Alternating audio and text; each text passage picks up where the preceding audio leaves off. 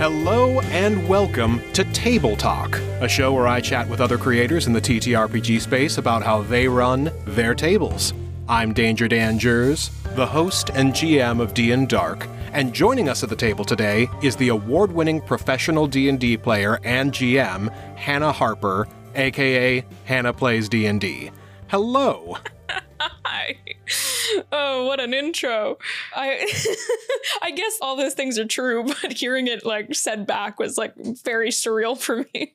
Why don't you tell us a little bit about yourself and kind of provide some context for those accolades? Yeah, absolutely. Hi, I'm Hannah Harper, or Hannah Plays D&D absolutely everywhere online. I am a primarily short-form content creator, and I run around the internet being a little gremlin. I answer all the dirty little questions that people don't want their FBI agent seeing, and that's kind of how I blew up, is I was started answering weird questions about centaurs, and it just spiraled into all of this. I'm also a professional GM. I'm currently working with D&D in a castle and things like that, GM for hire here in New York City, as well as being a professional player. People ask me to come and cause chaos on their shows, largely just to go in and stab people for some reason. Unsure why that's the trend of my characters, but we're having a lot of fun with it. I want to start with kind of what you are most well known for, which is your lore dumps. So can you tell us a little bit about how you got that reputation, how that started, and where your deep dive into niche TTRPG information kind of stems from? Yeah, absolutely. So I initially started Lore Dump just at my home table because my players are a bunch of little freaks. And it all stemmed from when a player of mine, Fern, who was a tiefling who adopted one dragonborn, one tiefling, one Aarakocra, and we were trying to gauge the aging rate of them, of when the youngest would eventually technically be the oldest, and turned to me deadpan and just went, "What is the gestation period of an elf?" And I was like, "I don't fucking know, but let's find out." So we ended up going around and being like, "All right, do dragonborns lay eggs?" And for 3 hours for one session was just a research session of us finding all of these weird little things. I eventually shared it on the internet, but just because I was making content casually at the time. And then people started asking me their questions. I made a little Google form, which is still up. People can go in and ask those questions, and I do research and I make those videos if they need things answered. And yeah, I just absolutely fell in love with it. Kind of tickled my brain. I was a homeschooled kid, if you can't tell.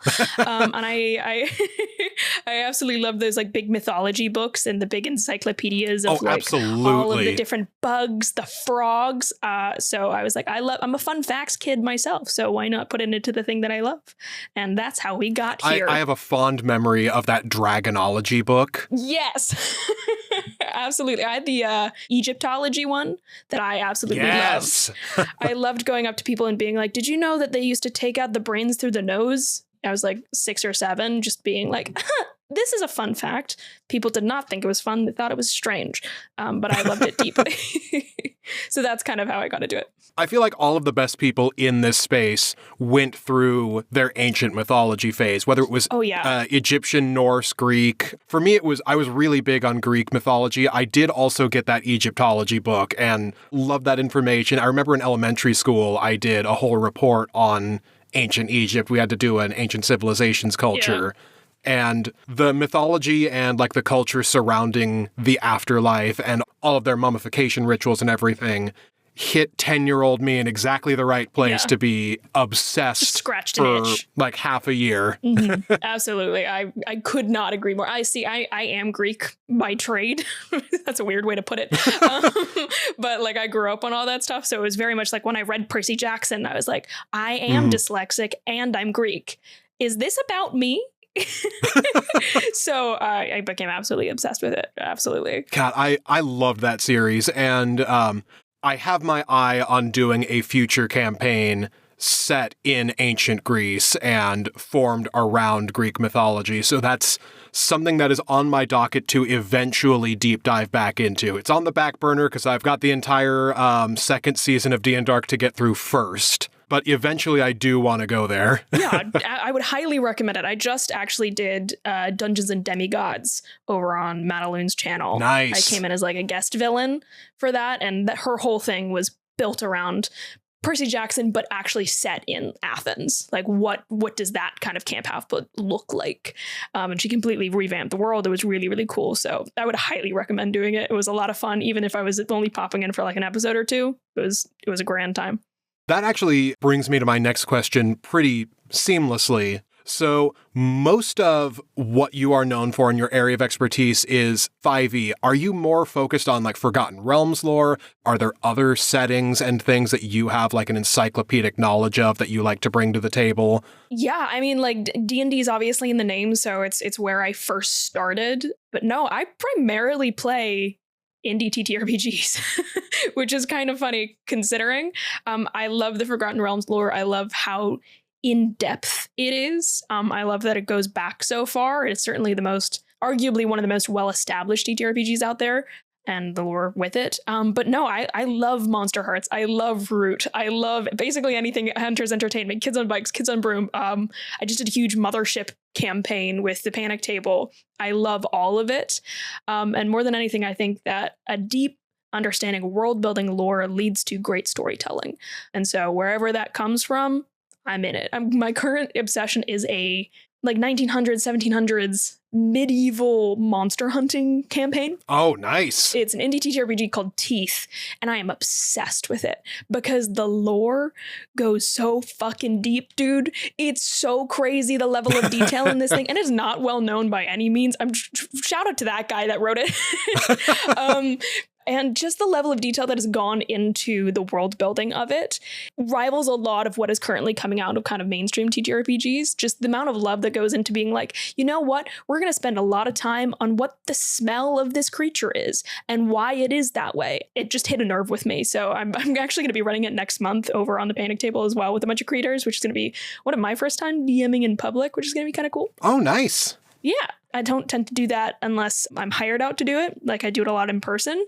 So it's very weird to be like recording it on screen. So it's going to be fun. But yeah, no, it applies to literally everything in my life. If there's a fun fact to be learned, I'm going to learn it. So you just name dropped a whole bunch of different other systems.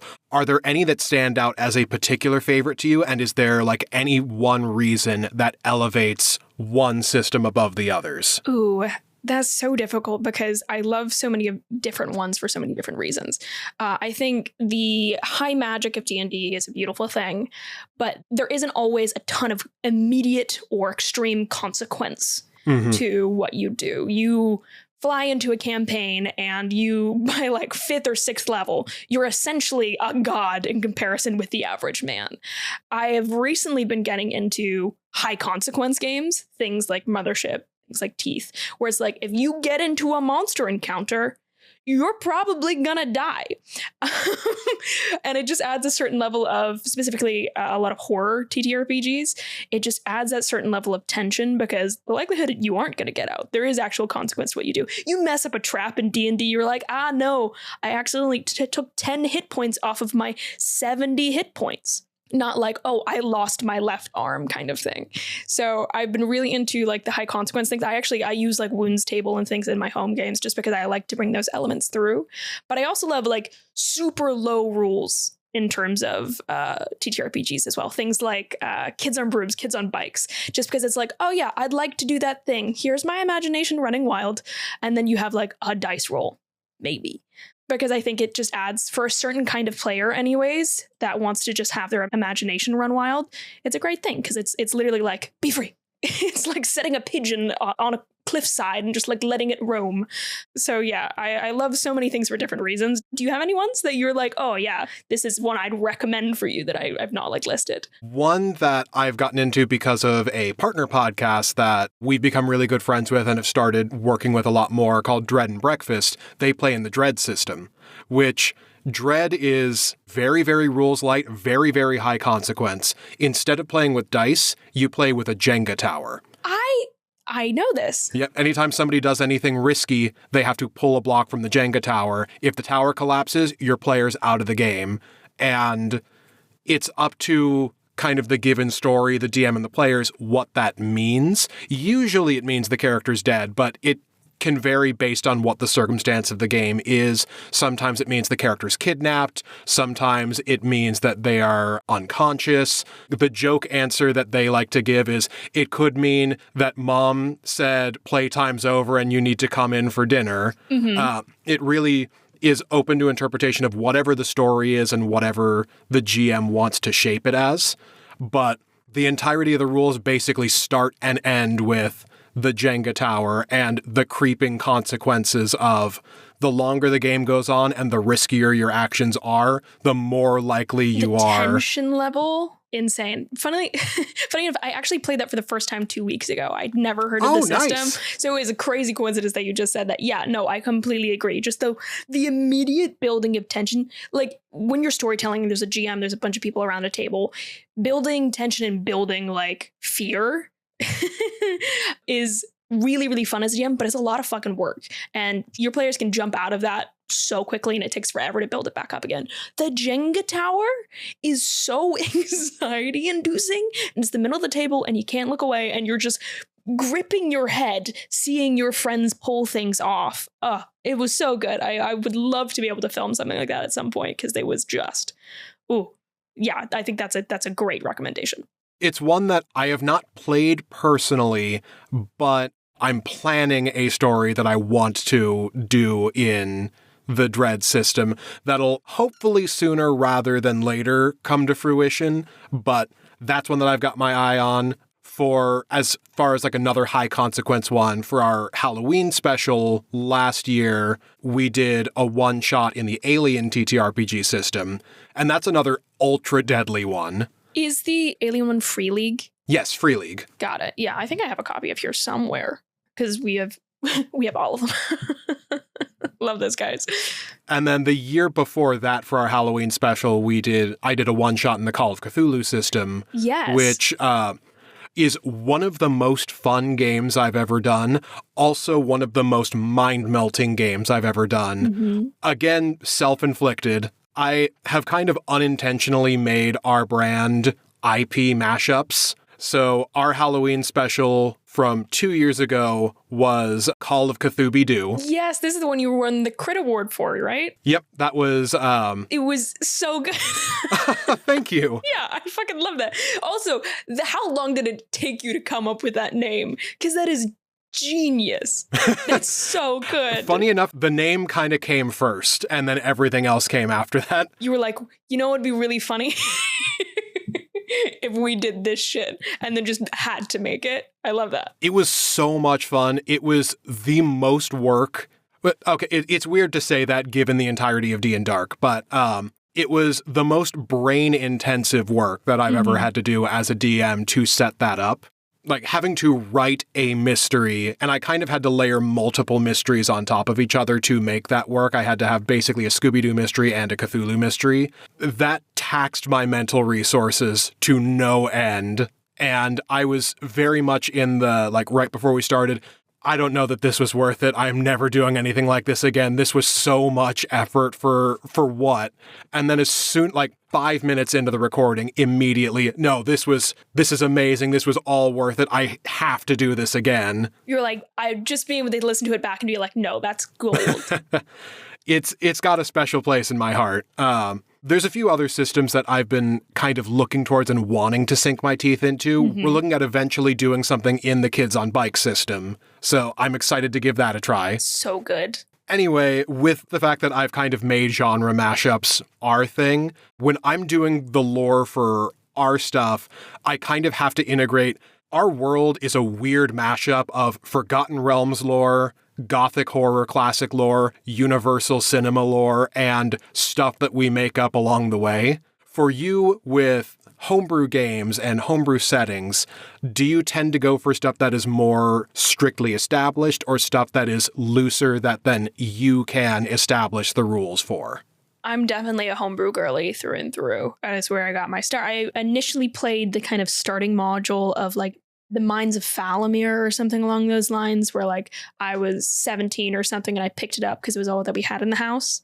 And then I just took it and ran with it. I am largely a module skimmer is the way that I'll put it. I will look at a module and I will pull chunks from it, but never run the full thing. For example, like the Witchlight Carnival. The Witchlight Carnival will always appear in my homebrew. It won't necessarily run through the module, and I've definitely twisted things so that certain monsters will appear in it, certain things won't, and then tweak it to be my own. But the actual concept of it, I'm like, hey, I like that monster, that's going in. And then I will meld it to fit it to make sure that even if somebody's going in and totally knows the module back to front, if they walked into my game, it would be totally new. I'm a big fan of like Theros and the world building there, so I use a lot of the monsters from that just because, Greek. But no, I love homebrew. I think that a good understanding of lore is what allows you to write really well and write homebrew, because you're able to pull all the things you like and fix all the things you don't. And I think that it also allows you to expand in certain ways that you wouldn't necessarily. It forces you to think about things that you don't necessarily as like a baby GM. For example, being able to like go back to the dawn of creation and be like, I know exactly how my world was built. I know exactly how these rocks came to be. And when my players walk through this mountain range, I know how that got there. And there is lore behind it. And forcing you to think about those things in reading other people's lore and seeing how detailed it can be inspires you to do a lot more. So no, homebrew DM through and through, but I always love reading through other people's. I get that 100%. Several times throughout doing D&Dark, for doing a long-term homebrew campaign, especially with this one, it really feels like the Wallace and Gromit thing of building the tracks as the train is coming. I've more than once bumped into a revelation while I was planning on the next thing that retroactively explains like 7 or 8 other things that have happened before. Mm-hmm. A big one that I bumped into recently was the main antagonist of D&Dark is Dracula. And his stat block is a combination of, I kind of melded together a shadow dragon with a vampire. And we've had generally like the presence of undead throughout. And we've had a couple of small sources for where we've had like 1 or 2 incidents where some undead have come from, but there have been others that have popped up throughout. And there is one specific Shadow Dragon ability as I was putting the stat block together to prepare for the fight, and as I was like reading over it again, that generates undead that clicked everything else into place as, oh, this is where all the other ones came from. This explains everything. That's where all of the ones that didn't come from the Necronomicon incident have stemmed up from. Mm-hmm. So I love when those puzzle pieces mash together. I will also have to force some of them together. That comes with the territory of trying to fit different pieces of conflicting lore together. You have to make some compromises. Yeah. So you've got three jigsaw puzzles. They're all mixed together, and I will make them into one puzzle, goddammit. Absolutely. So, of the projects that you've done, so like your streams, personal games, and everything, what are some of the highlights of your experience in the TTRPG community? Are there any particular projects you've been involved in that you're especially proud of? Are there any milestones? For example, being a Crit Award winner, doing D&D in a castle, like you've said. You recently did a stream for Roll for Charity. Is there any project like that that stands out to you as a particular like point of pride? There are truly so many, and I've been really, really blessed in the time that I've like come into this space, because I feel like I've accomplished a hell of a lot very quickly. So it's been really, really great. There's probably 3 that immediately come to mind. Being a Crit Award winner, being able to say like I won Best Indie TTRPG Player, and it was my first actual play.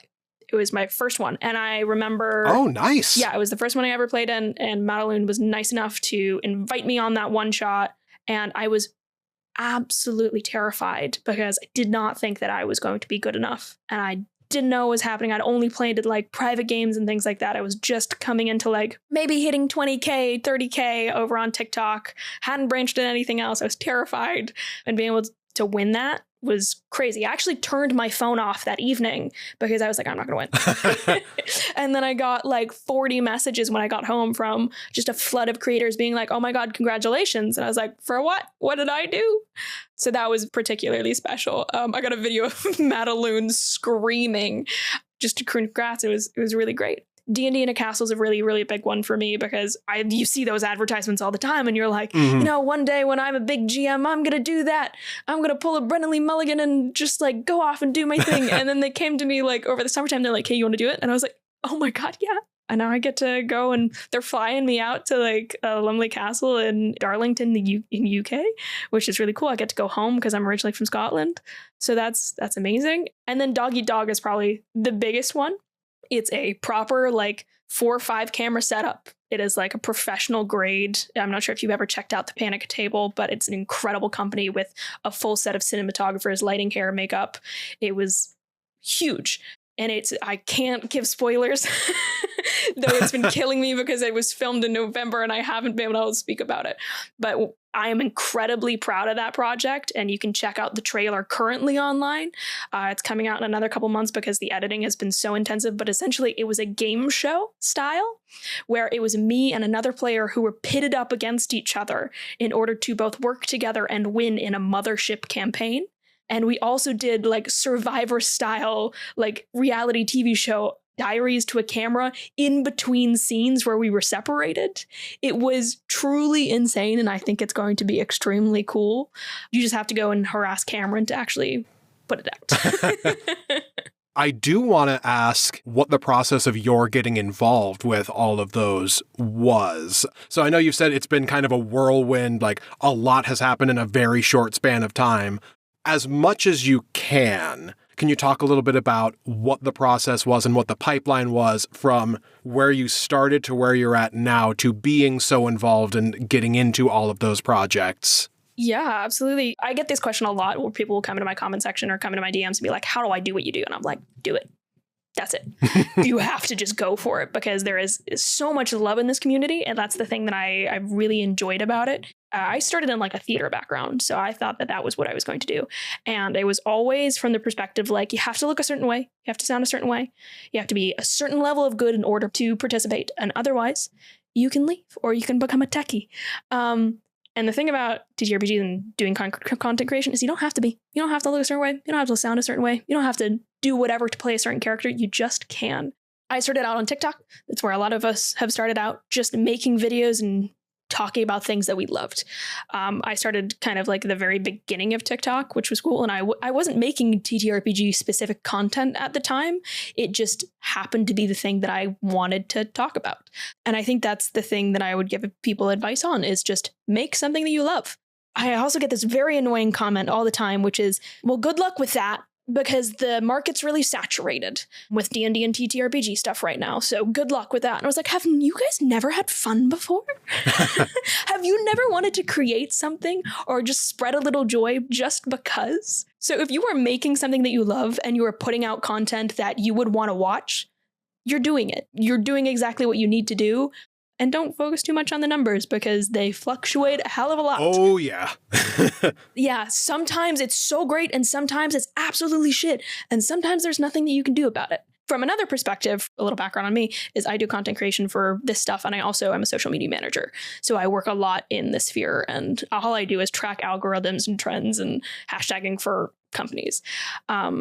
So a good knowledge of that is always a great basis to say that, you know, you can just make good content and that will take you far. It is helpful to have a basic understanding of editing and sound and all that stuff. Just make sure it looks pretty, have a basic understanding of like proportions and things like that. But the thing is, all of that's online. All of it's free knowledge. And there's a lot of people that are very open to talk about it. Follow a lot of creators, participate in the space. I can't tell you the amount of times that I, as a creator, and have talked to other creators, and we know like mutuals of ours that have participated both in comment sections or in like separate things, and we all talk to each other, and we're like, hey, did you see that blank person was in my chat the other day? He said hi. He said you were doing this thing. It's like, oh my god, yeah, he was in my stream yesterday. So we all talk about it. So I think just participating in a positive capacity is always a great way to go. If you're making something you love, then other people are going to love it too. Absolutely. Also, just be nice. A thing that I want to piggyback off of that you mentioned and brought up, I think it's really easy for it to get lost how important it is to have fun doing what you're doing and to do this kind of creation for the fun of doing it itself. Oh my God, yeah.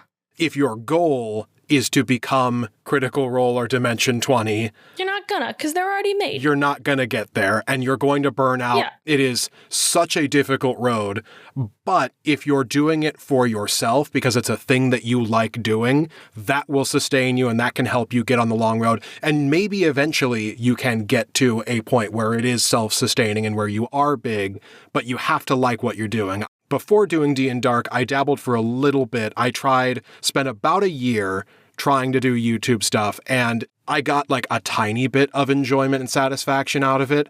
I wasn't really getting much fulfillment out of doing it. Mm-hmm. And I didn't really realize that until I started doing D&Dark, and there was an immediate change in how much fun I was having and how much satisfaction I was getting out of it. I immediately realized, oh, I don't want to be doing the YouTube thing. I want to be doing this. Absolutely. Also, YouTube is a hard place to start.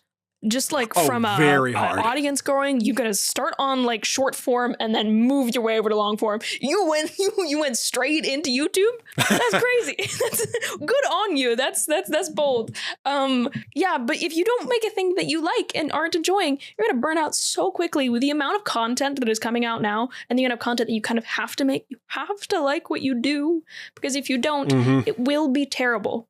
Take it from somebody who does social media content creation during the day and then comes home and does more social media content creation. If you don't like it, it's gonna suck. I also will say that there is a very big difference, and it is something that I have noticed when going to cons and going to creator events. And, you know, there's a very big difference between influencers who play D&D and D&D influencers. And the way that they act and the way that they treat people and the way that they carry themselves, there is a difference.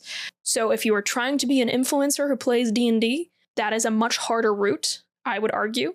And it takes a very different kind of personality. So just figure out, and there's not really anything wrong with being either or. You just got to figure out which one you want to be and tailor your content creation to be that.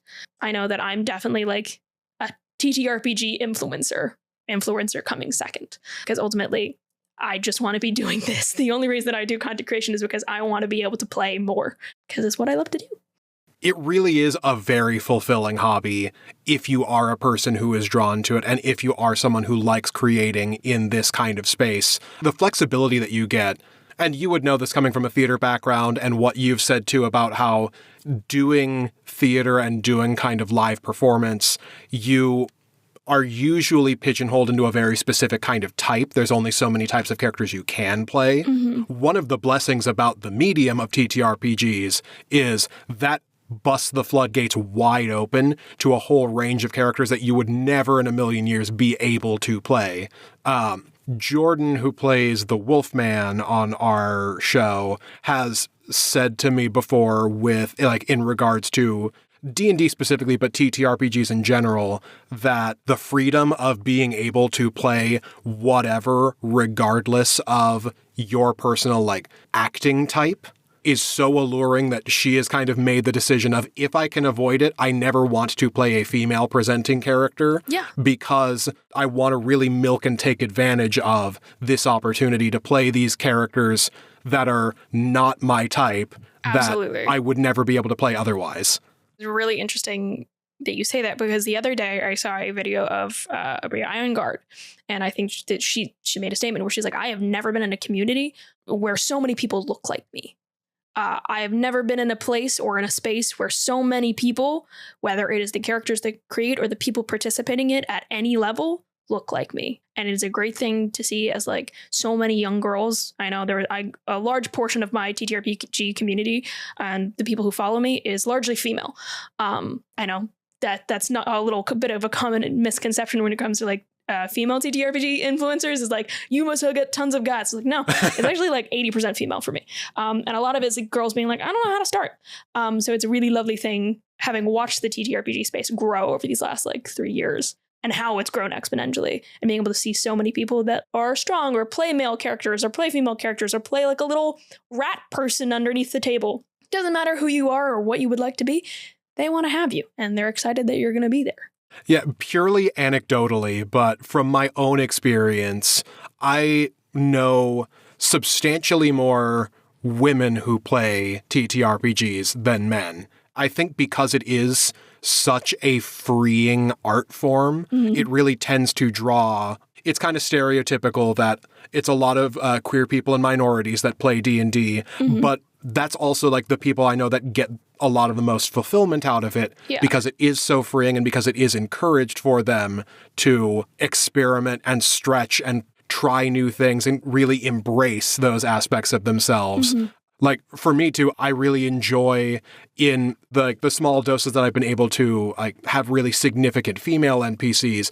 I really like playing female characters as a 6'3" mustache and beard guy who would never be able to play those types of characters otherwise. It really is like the limitless bounds of what the medium can provide are so special and so encouraging for that purpose.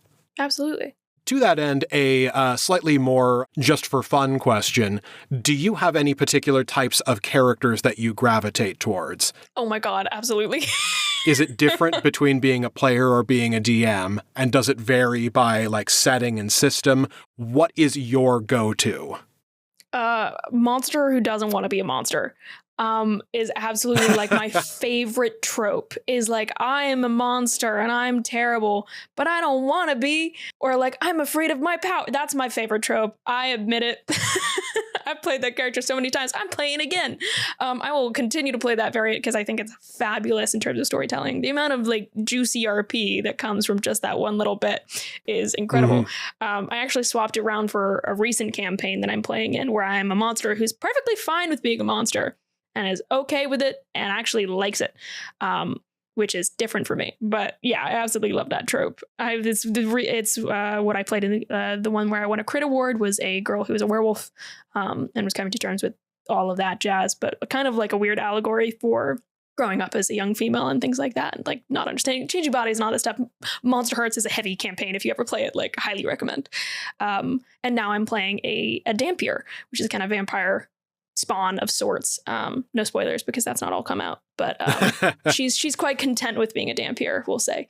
No, I love that trope. As a GM though, I'm just a big Pantheon girly. I love I love gods at war, I think is my trope when it comes to being a GM. Is like, I love cosmic ends and high stakes. Like the world is literally going to end if you do not succeed, but you don't realize until the very last minute kind of thing. That is my trope there.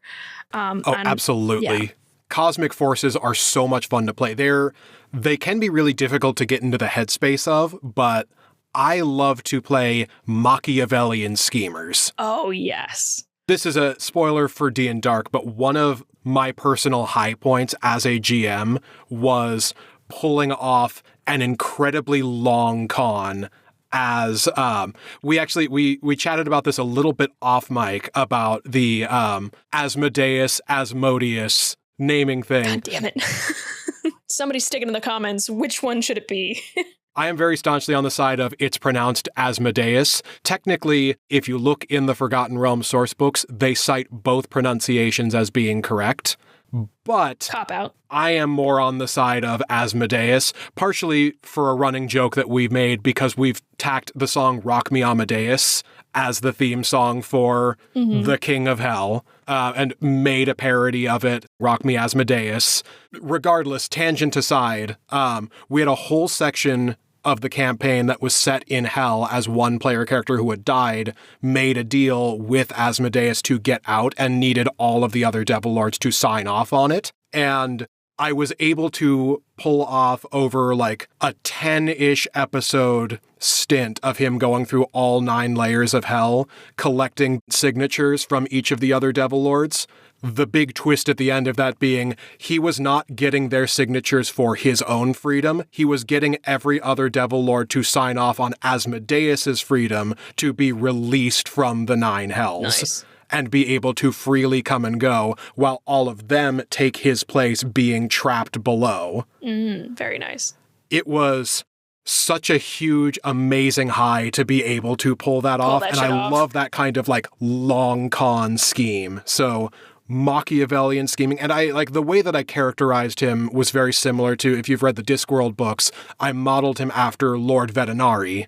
And that kind of template is a character that I love to play. No, I'm with you. I love a long con when it comes to a campaign. Every single one of my campaigns has a long con. And it's always centered around the fucking warlocks and clerics. Love them to death. If anyone ever plays in one of my games, if you play a warlock or a cleric, you're in for a special treat. Warlock is my favorite class, so I'm right there with you. As a GM, I love having it at my table. It's my favorite thing to have at my table when it comes to like any kind of player class. It's just, it's the best kind of spice. It's so narratively charged. Yes. Which you could make a similar argument for paladins and clerics. You can do similar kinds of things. And really all three of those have built into them a really good narrative hook for the GM to be able to cling on to. It just depends on what the focus of your story is. Yes. But for me, just the conceit and foundation of your power stemming from a pact with an otherworldly being of some kind gives you so much fodder and room to like milk that for story.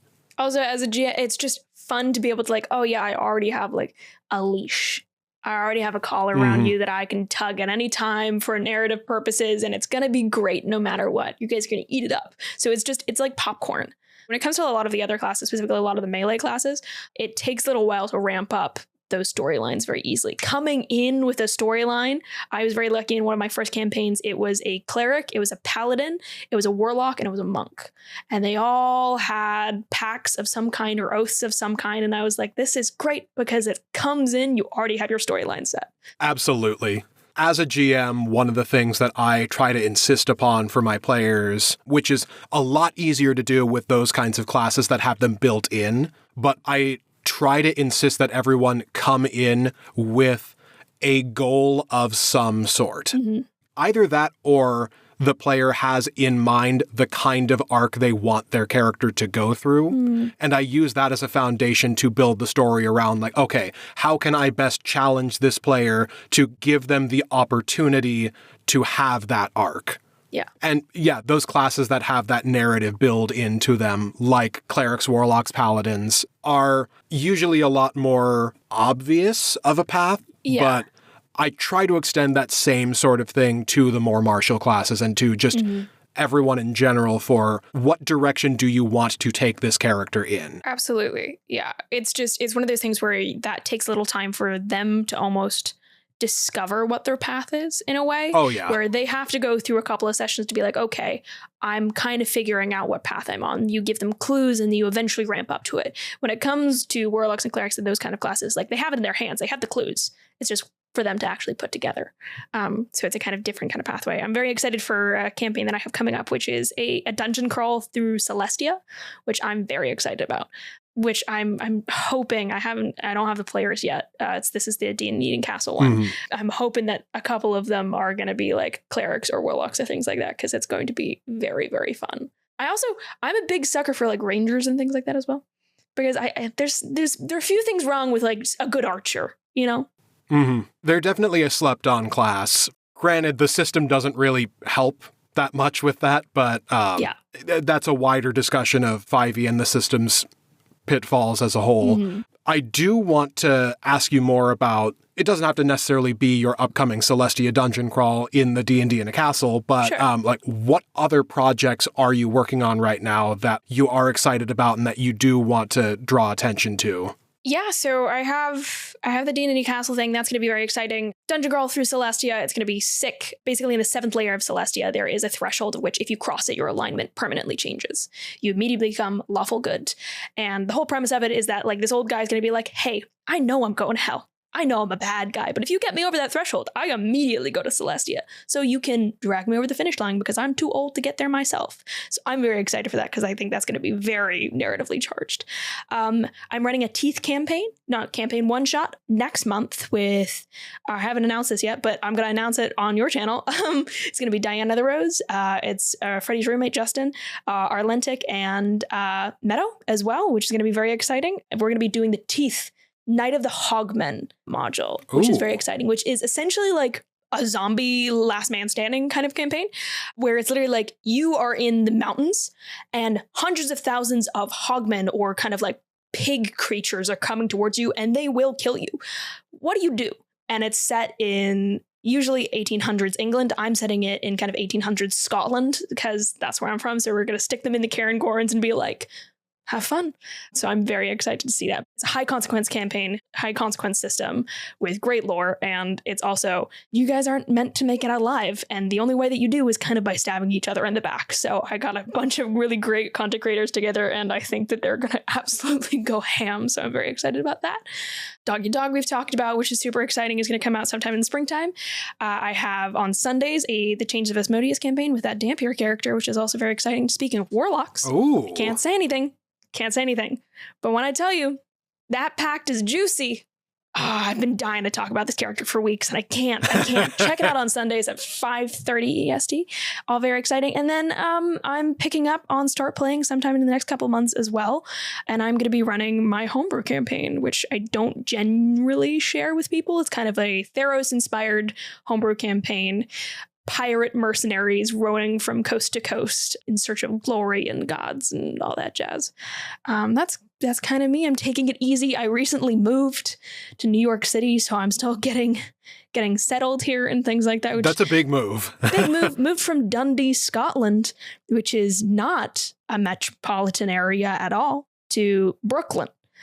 So it's been a bit different. You can catch me at PAX and Gen Con and all that stuff. Hoping to do some panels this year, which is very exciting for me.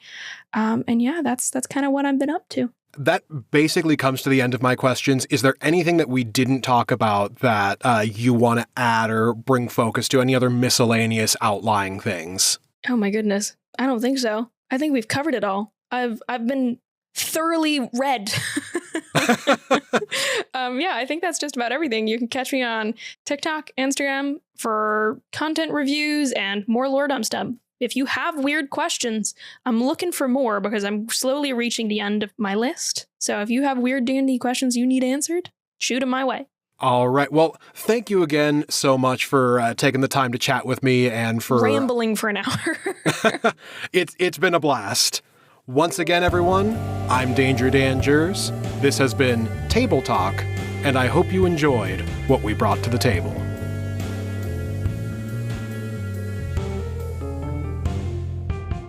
Thank you so much for listening to this episode of Table Talk, created, hosted, and edited by myself, DnDark, with artwork by Jordan Nelson. Our guest this episode was Hannah Harper, aka HannahPlaysDnD. Links to her works can be found in the episode description. If you're interested in being a guest on the show, reach out to us at dndarkpodcast@gmail.com. Our theme song and outro was created by Jeremy Vellucci. Check out more of his works on Instagram at JeremyVellucci_RecOfTime. Thanks again for listening, and we'll see you next time we have a guest take a seat at the table.